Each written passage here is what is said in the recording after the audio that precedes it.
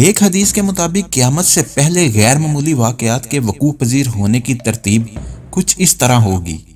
سب سے پہلے ایک زبردست دھواں ہوگا جو 40 دن تک مشرق سے مغرب تک چھایا رہے گا۔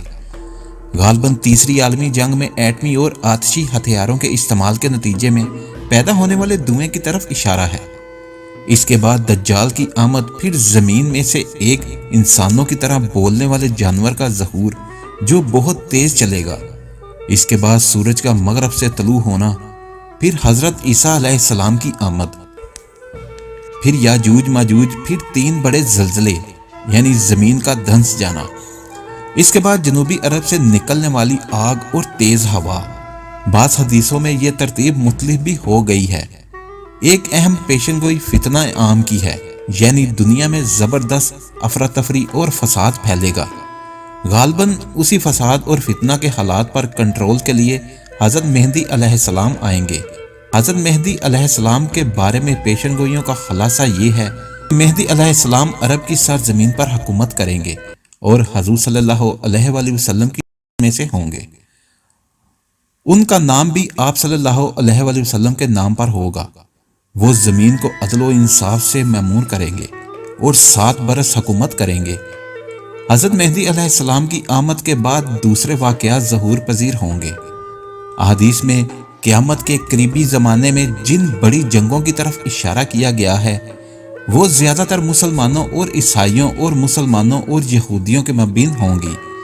ایک ایسی ہی جنگ کے متعلق حدیث پاک کا ذکر پہلے سے ہو چکا ہے۔ عبداللہ بن مسعود رضی اللہ تعالیٰ عنہ کی روایت کردہ ایک حدیث کے مطابق دجال کے نمودار ہونے سے ذرا پہلے نصرہ اور عربوں کے درمیان ایک عظیم معرکہ برپا ہوگا۔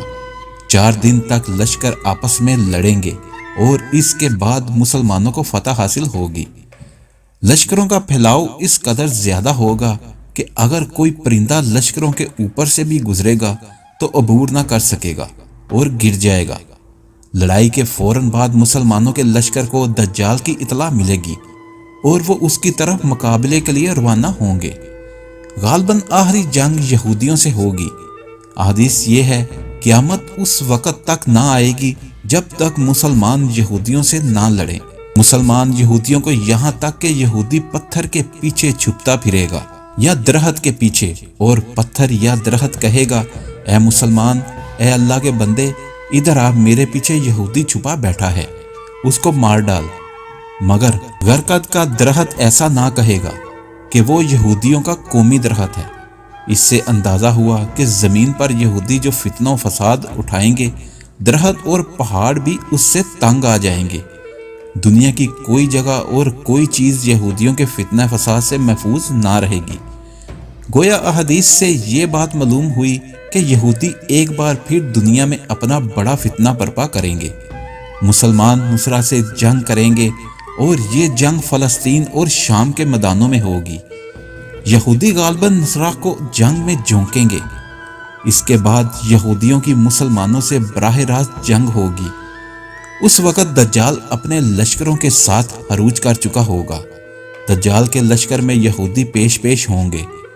دجال کے ساتھ جنگ میں مسلمان لشکروں کی قیادت ابن مریم علیہ السلام کریں گے۔